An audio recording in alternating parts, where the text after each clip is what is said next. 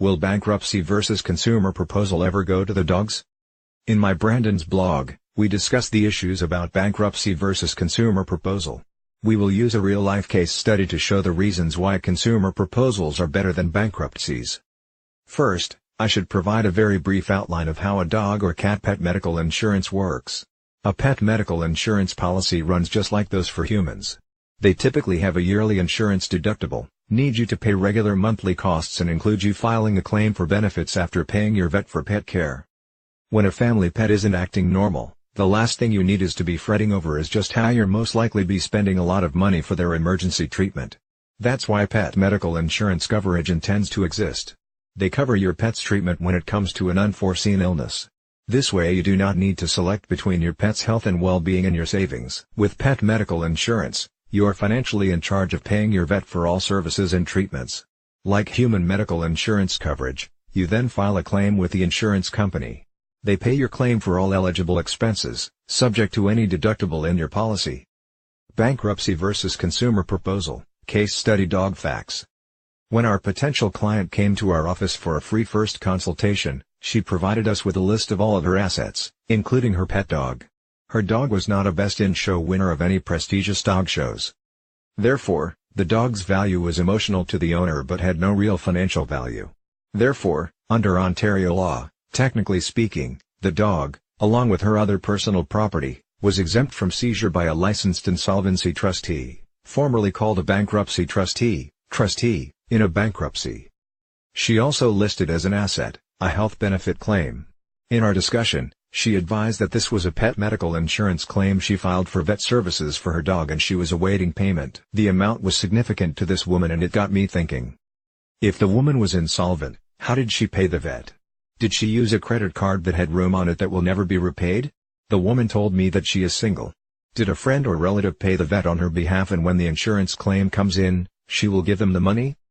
Bankruptcy versus consumer proposal, case study issues.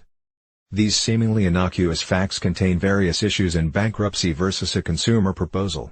Here are the various issues that I was pawing around with. Paid by credit card and received the insurance claim proceeds before filing. If she paid by credit card and received the insurance claim payment before filing for bankruptcy, that is not a problem. This was actually the case. Any amount received not used to live on would presumably be a balance in her bank account. That cash balance would have to be accounted for in her bankruptcy. In her case, based on the information she told me, there was a very small amount of cash on hand and no other non-exempt assets for a trustee to seize. The surplus income calculation also showed that she had none.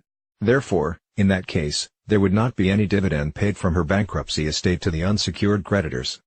As you will recall from earlier Brandon's blogs, other than for exempt assets, upon bankruptcy, the assets of the insolvent person vest in the trustee. The trustee then sells the assets and distributes the money in the order established by the Bankruptcy and Insolvency Act, Canada, BIA. Surplus income is a calculation set by the superintendent of bankruptcy that a trustee must do, to decide what amount of an insolvent person's income they must contribute to their bankruptcy estate if any. You may have a moral issue with the fact that she was repaid for the vet cost she put on her credit card and the credit card company will not receive a payment. However, in bankruptcy, there is no legal issue. The credit card company may choose to oppose her discharge from bankruptcy for this or other reasons.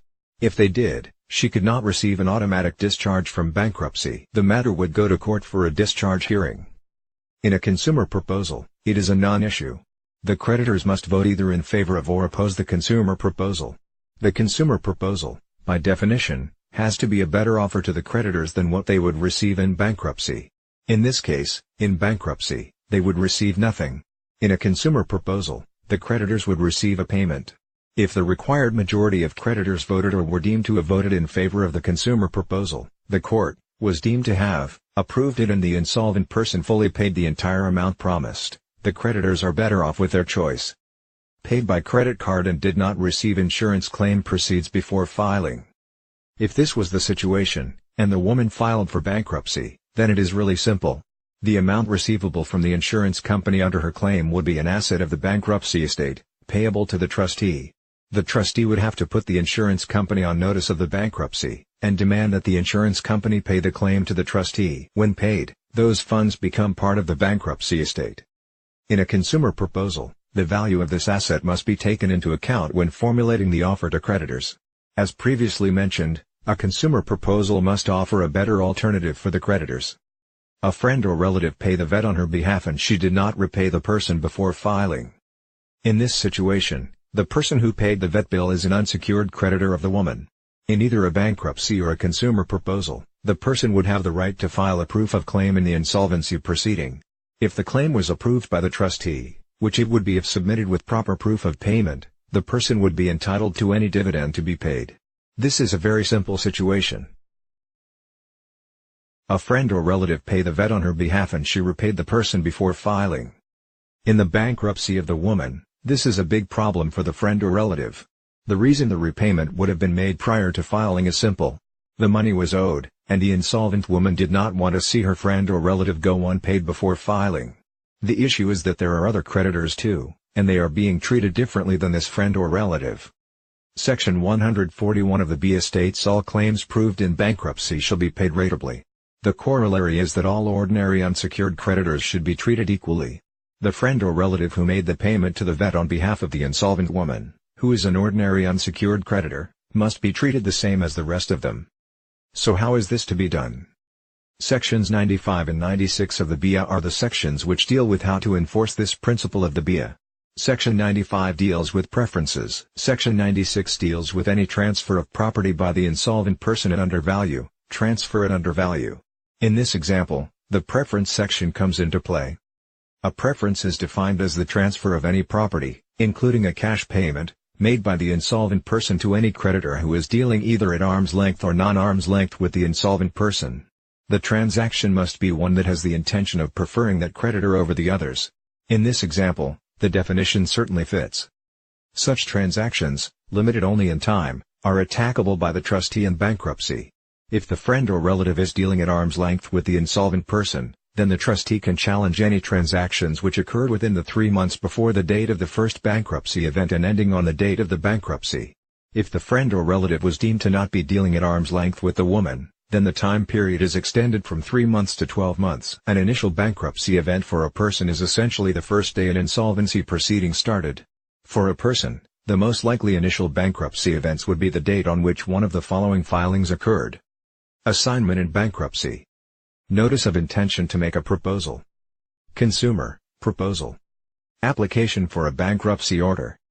How would the trustee challenge it? The challenge starts with a letter to and a conversation with the bankrupt person and the friend or relative. The trustee would outline the powers of the trustee to get a court order against the friend or relative for the repayment to the trustee of the insurance repayment in question. The trustee would make a demand for payment on the friend or relative. There should be evidence of the payment being demanded in the trustee's files. We wouldn't want the trustee to be barking up the wrong tree. If the friend or relative pays the amount over to the trustee, then it is over. The trustee has recovered the funds intended to prefer the friend or relative over the other unsecured creditors. The trustee now has the funds so that all ordinary unsecured creditors can be treated equally. Should the trustee's demand goes unpaid, the trustee could then make application to court for an order against the friend or relative declaring that a preference was given and that the funds must be paid over to the trustee. The evidentiary bar for the trustee is not set high at all. As long as the transaction has the effect of giving the friend or relative a preference, it is assumed to have been a preference. It is up to the friend or relative to have to prove by way of evidence to the contrary, that it was not a preference. As I mentioned previously, a consumer proposal must offer the creditors a better alternative than in the case of the person's bankruptcy. So, the preference payment must be taken into account in assessing what type of consumer proposal to offer. This includes the total payment to be made by the insolvent woman to the trustee to pay a dividend to the unsecured creditors. For best practices in the consumer proposal administration, the trustee should add a clause in the consumer proposal that states that the provisions of the preference section of the BIA do not come into play. The reason for doing so is to make it clear that the trustee, acting as administrator in the consumer proposal, has no right to demand payment from the friend or relative. The reason is that the amount was already taken into account in formulating the total amount paid under the consumer proposal. It also acts as a signal to the unsecured creditors, to highlight the issue of the preference. The trustee should explain the issues to the creditors and show how the amount of the preference has already been taken into account. In this way, full disclosure has been accomplished. Bankruptcy versus consumer proposal. Is a consumer proposal a good idea? A successful consumer proposal is one of the bankruptcy alternatives. It is always a good idea to avoid bankruptcy if you can. There are many reasons why consumer proposals are better than bankruptcies. By having a successful consumer proposal, you will avoid having to file monthly income and expense statements, being subject to a surplus income recalculation, a bankruptcy on your credit record, bankruptcy negatively affecting your credit score, having a discharge process that could be opposed, and a court discharge hearing. Bankruptcy versus consumer proposal. What about you? Do you have excessive debt? Are you having trouble making your month-to-month payments? Is your business not taking care of financial challenges that you simply cannot figure out how to escape from? If so, call the Ira Smith team today.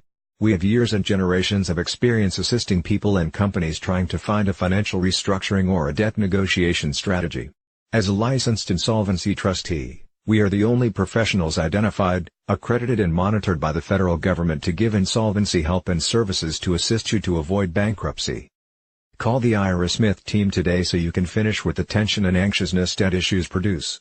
With the unique roadmap we establish special to you, we will quickly return you right into a healthy and balanced worry-free life. You can have a no-cost assessment to help you so we can fix your debt issues. Call the Ira Smith team today. This will certainly allow you to return to being productive and healthy. I hope you enjoyed the video. The Ira Smith team is available to help you at any time.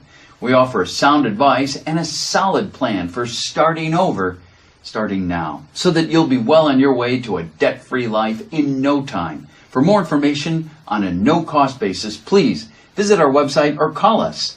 Our website and telephone details are coming right up now. Oh.